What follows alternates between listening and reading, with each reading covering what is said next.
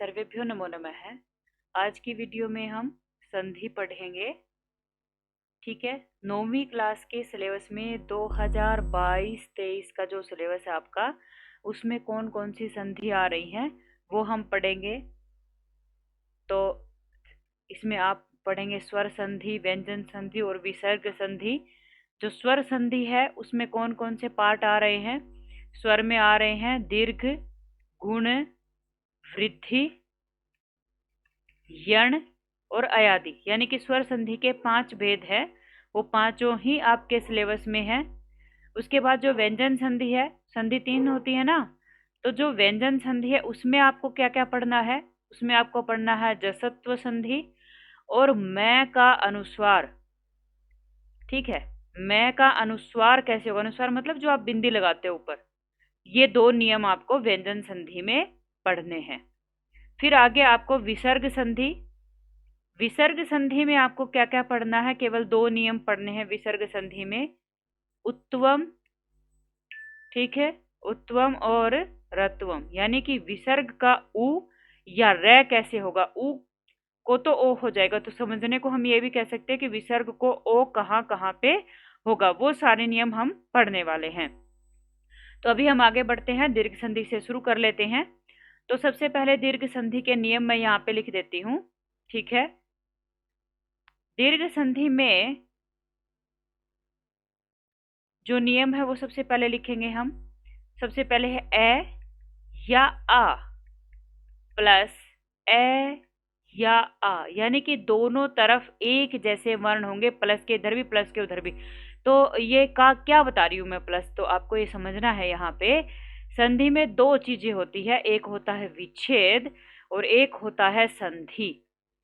विच्छेद में हम शब्द के टुकड़े करते हैं और संधि में हम शब्दों को, अलग अलग 2 शब्द होते हैं उनको आप जोड़ते हैं संधि में। ठीक है, तो मैं यहाँ पे विच्छेद जो किया हुआ होगा उसकी संधि कैसे करेंगे वो नियम यहाँ पे बता रही हूँ। क्योंकि अगर संधि करनी आ जाती है तो जब आप बहुत सारे एग्जाम्पल से आप प्रैक्टिस कर लेते हैं तो आपको फिर विच्छेद करना भी आ जाता है। ठीक है, तो सबसे पहले मैं सारे नियम लिख देती हूँ। फिर है आपका ई का नियम। ठीक है, जब प्लस के दोनों तरफ ई हो, छोटी या बड़ी, ठीक है, तो उसको क्या होगा, बड़ी ई होगा। ए आ का क्या होगा, बड़ा, मतलब आ की मात्रा और बड़ी ई की मात्रा हो जाएगी। ठीक है, उ या बड़ा उ प्लस उ या बड़ा उ, तो यहाँ पे क्या होगा, इसको भी बड़ा हो जाएगा।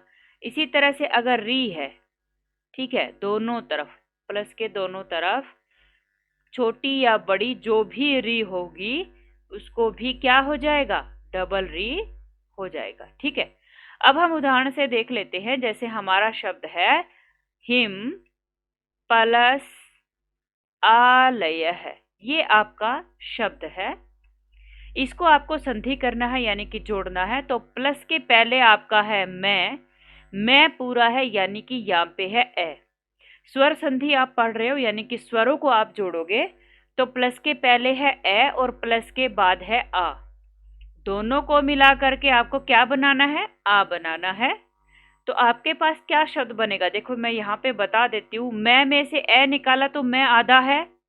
ठीक है, ए को आप एक बार अलग करके लिख लो, फिर आ लय है का आ लिख लो और फिर लया है। ठीक है, ये शब्द है आपके पास। तो इन दोनों को जोड़ करके आपको आ की मात्रा बनानी है। बाकी शब्द यूं के यूं रहेंगे।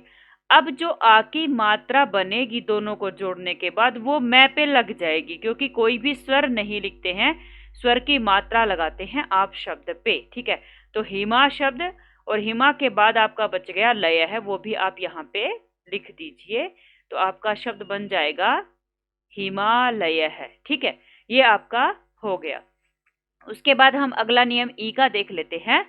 तो इसमें आप देखेंगे शब्द मैं यहाँ पे लिख देती हूँ कपीशः। ठीक है, कपीशः का मैं आपको विच्छेद करके देती हूँ। तो ई का नियम से हम एग्जाम्पल करते हैं, कपि प्लस ईशः। ठीक है, कपि प्लस ईशः। तो यहाँ पे क्या है, ई, और यहाँ पे भी क्या है, ई।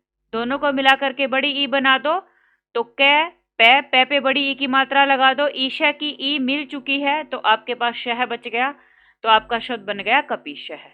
उसके बाद अगला उदाहरण आप देखेंगे भानुदय है। अगला उदाहरण आपका क्या है? भानुदय है। तो इसमें मैंने संधि करके लिख दिया है, आप विच्छेद करेंगे तो विच्छेद कैसे होगा? भानु प्लस उदय है। भानु का मतलब क्या होता है? सूर्य, सूर्य का उदय होना। ठीक है, कैसे? अब देखिए, शब्द तो आपको पता ही होने चाहिए कि पूरे शब्द कौन से हैं, नहीं तो आप विच्छेद नहीं कर पाओगे। कम से कम इतना शब्द भंडार तो आपका होना ही चाहिए कि यहाँ पे भानु शब्द है। अब भानु में क्या है? उ, और उदय का उ दोनों मिलकर के बड़ा उ बनते हैं, इसीलिए देखिए आप न पे क्या है? आपके बड़े उ की मात्रा लगी हुई है। ठीक है, तो भानुदय है शब्द आपका बन गया। अब एक और एग्जांपल आप री का ले लेते हैं। यहाँ पे पितृ प्लस ऋणम, ये शब्द आप ले लीजिए। ठीक है, अब यहाँ प्लस के पहले है री, प्लस के बाद है री, दोनों को जोड़ करके डबल री बना दो, तय पे डबल री लग जाएगी। उसके बाद नम बचेगा आपका, तो नम को आप जोड़ दो, तो ये आपका एक और एग्जाम्पल हो गया पितृणम। ठीक है, तो यहाँ पे आपकी दीर्घ संधि कंप्लीट हो जाती है। आगे हम देखते हैं गुण संधि। ठीक है, गुण संधि देखेंगे।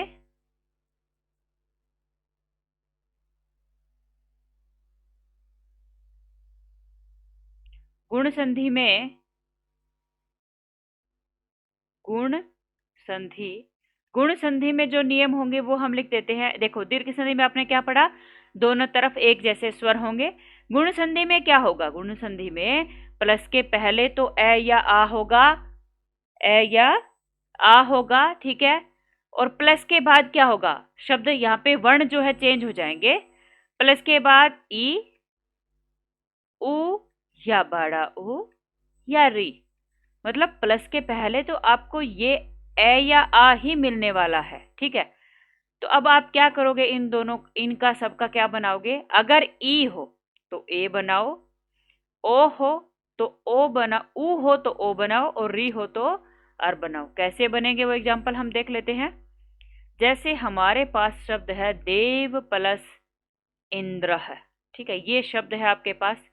प्लस के पहले व में क्या है? ए, और प्लस के बाद है ई, दोनों को मिला करके आपको क्या बनाना है? ए।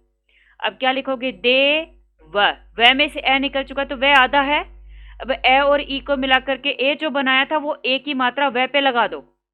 ठीक है, और फिर ई के बाद आपके पास आधा न और द्रह बचता है, तो इनको जोड़ करके लिख दो, आपके शब्द बन गया देवेंद्र है। अब ऊ का उदाहरण देख लेते हैं हम। ऊ का उदाहरण होगा यहाँ पे सूर्य प्लस उदय। ठीक है, सूर्य प्लस उदय। तो आपको पता है जब भी ए के बाद उ होगा तो क्या बनेगा? ओ बन जाएगा। ओ की मात्रा आप लगा दोगे य पे, सूर्यो, रह तो ऊपर लगेगा सूर्य का, सूर्यो, और उसके बाद उ के बाद क्या बच जाता है? आपके पास दय है, तो ये आपका शब्द बन गया सूर्योदय है। ठीक है, उसके बाद आपके पास अर का, री का एग्जाम्पल आप देखेंगे। री को देख लेते हैं। ठीक है, री का एग्जाम्पल आप देखेंगे तो ये देखिए आपका, यहाँ पे आपको शब्द मैं दे देती हूं, महा प्लस ऋषि। ठीक है, महा प्लस ऋषि। यहाँ पे प्लस के पहले है आ, ठीक है, और प्लस के बाद है री, दोनों को मिला करके आपको क्या बनाना है? अर। कैसे बनेगा आप देखिए, म है आधा है आपका, अब है में ये ए मिला दो। ठीक है, तो आपका मह पूरा हो जाएगा, जो रे आधा है वो ऊपर चला जाएगा, महर्षि ही शब्द आपका बन गया। इस प्रकार हमने ये वाली जो वीडियो थी इसमें दीर्घ और गुण संधि पढ़ी है। आगे की वीडियो में हम आगे की संधि पूरी कर लेंगे, तो ये पार्ट में आने वाली है, ये फर्स्ट पार्ट है संधि का, तो सारी वीडियोज आप देख लेना। धन्यवाद।